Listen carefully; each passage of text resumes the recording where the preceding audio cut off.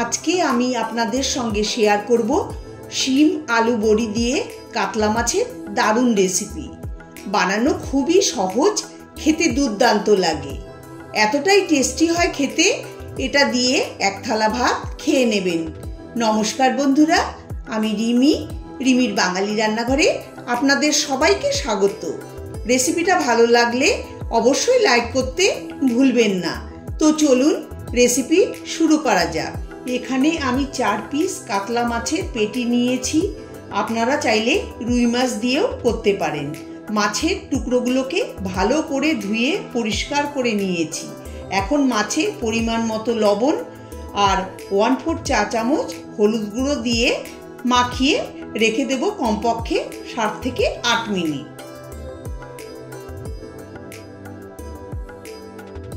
ভালো করে মাখিয়ে নিয়েছি। মাছটাকে একপাশে সরিয়ে রেখে দিচ্ছি। মাছের ঝোল বানানোর জন্য আর যা উপকরণ নিয়েছি, 7-8টা তাজা শিম নিয়ে দুপাশ এরকম করে কেটে নিয়েছি। 2টো মিডিয়াম সাইজের আলুর খোসা ছাড়িয়ে লম্বা লম্বা একটু বড় করে কেটে নিয়েছি। আলু কেটে জলে ভিজিয়ে রেখে দিয়েছি যাতে কালো না হয়। আর নিয়েছি 8-10টা বড়ি। কড়াই বসিয়ে 2-3 টেবিল চামচ সর্ষের তেল দিয়ে দিচ্ছি। তেল গরম করে নিয়েছি, এখন বড়িগুলো দিয়ে দিচ্ছি। ফ্লেম মিডিয়ামে করে বড়িগুলোকে ভালো করে ভেজে নিতে হবে। বড়ি ভাজা হয়ে গেছে, তুলে নিচ্ছি। বড়ি ভাজার ওই তেলে শিমগুলোকে হালকা করে ভেজে তুলে রেখে দেব। শিমগুলোকে হালকা করে ভেজে নিয়েছি, এখন তুলে একটা প্লেটে রেখে দিচ্ছি। দেখুন এরকম করেই ভেজে নিতে হবে। কড়াইতে দিয়ে দিচ্ছি আরও 2 টেবিল চামচ সর্ষের তেল। তেল গরম হয়ে গেছে, এখন লবণ হলুদ মাখানো মাছের টুকরোগুলোকে তেলে দিয়ে দিচ্ছি।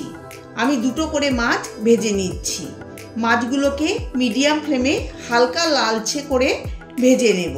মাছের এক পিঠ ভাজা হয়ে গেছে, অপর পিঠ উল্টে ভেজে নিচ্ছি।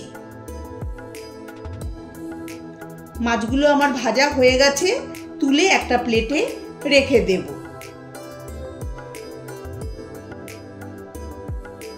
এই একইভাবে আমি বাকি মাছ দুটো ভেজে নেব। সব মাছ আমার ভাজা হয়ে গেছে, দেখুন কত সুন্দর করে ভেজে নিয়েছি। মাছ ভাজার ওই তেলে ফোড়নে দিয়ে দিচ্ছি একটা তেজপাতা আর 1/2 চা চামচ পাঁচফোড়ন। তেজপাতা আর পাঁচফোড়নটাকে লো ফ্লেমে ভেজে দিয়ে দেব কাঁচা লঙ্কা চেরা। কাঁচা লঙ্কাকে নেড়ে চেড়ে ভেজে দিয়ে দিচ্ছি আলু দিয়ে নেড়ে চেড়ে দিয়ে দেব সামান্য পরিমাণে হলুদ গুঁড়ো, এতে আলুর কালার সুন্দর হবে। এখন মিডিয়াম ফ্লেমে হালকা লাল করে আলু ভেজে নিচ্ছি। আলু ভালো করে ভাজা হলে এর মধ্যে দিয়ে দিচ্ছি 1 চা চামচ আদা বাটা। এখন আদার কাঁচা গন্ধ চলে যাওয়া পর্যন্ত আদাকে ভেজে নেব। আদার কাঁচা গন্ধ চলে গেছে, এখন এর মধ্যে দিয়ে দিচ্ছি 1/4 চা চামচ হলুদ গুঁড়ো, 1 চা চামচ জিরের গুঁড়ো, 1/2 চা চামচ ধনের গুঁড়ো আর 1/4 চা চামচ লাল লঙ্কার গুঁড়ো। দিচ্ছি অল্প জল যাতে মশলা পুড়ে না যায়। এখন 3-4 মিনিট মিডিয়াম টু লো ফ্লেমে মশলা ভালো করে কষিয়ে নেব। আমার চ্যানেলে নতুন বন্ধু হয়ে থাকলে চ্যানেলটাকে সাবস্ক্রাইব করার অনুরোধ রইল। 3-4 মিনিট মশলা কষানোর পর এখন এর মধ্যে একটা বড় সাইজের টমেটো বড় টুকরো করে কেটে দিয়ে দিলাম আর দিলাম স্বাদ অনুসারে লবণ। এখন আলু আর মশলার সঙ্গে টমেটো আর লবণ ভালো করে মিশিয়ে আরও 1-2 মিনিট কষিয়ে নেব। টমেটো দিয়ে কষিয়ে নিয়েছি, এখন এর মধ্যে দিয়ে দিচ্ছি ভেজে রাখা শিম। এখন মশলা আলুর সঙ্গে শিম ভালো করে নেড়ে চেড়ে 1-2 মিনিট কষিয়ে নেব। আমার চ্যানেলে আরও দুর্দান্ত স্বাদের কাতলা মাছের রেসিপির লিঙ্ক আমি ডেসক্রিপশন বক্সে শেয়ার করে দিচ্ছি, আপনারা চাইলে চেক করে নিতে পারেন। শিম মশলার সঙ্গে কষিয়ে নেওয়ার পর এর মধ্যে দিয়ে দেব 2 কাপ গরম জল। জল এমন দিতে হবে যাতে সবজি ভালো করে সেদ্ধ হয়ে যায়। আপনারা আপনাদের পছন্দ মতো জল কম বেশি দিতে পারেন। নাড়াচাড়া করে মিশিয়ে নেব। ঝোল ফুটতে শুরু করলে ঢাকা দিয়ে 7-8 মিনিট রান্না করব লো ফ্লেমে। 7-8 মিনিট পরে ঢাকা খুলে একটু নাড়াচাড়া করে নেব। আলু শিম সুন্দর সেদ্ধ হয়ে গেছে, কিন্তু গলে যায়নি। দিয়ে দিচ্ছি সামান্য পরিমাণে চিনি। যেহেতু টমেটো দিয়েছি তাই সামান্য চিনি দিলাম। আপনারা চিনি পছন্দ না করলে স্কিপ করতে পারেন। ভেজে রাখা মাছ এর মধ্যে দিয়ে দিচ্ছি, আর দিচ্ছি ভেজে রাখা বড়ি। সবকিছু ভালো করে মিশিয়ে দিচ্ছি।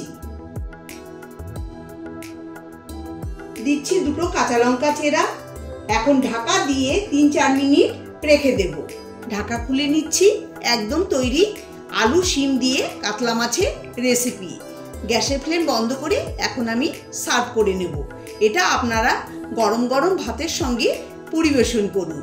আমার আজকের এই রেসিপিটা আপনাদের কাছে ভালো লাগলে লাইক, কমেন্ট, শেয়ার করার অনুরোধ রইল। সবাই ভালো থাকবেন।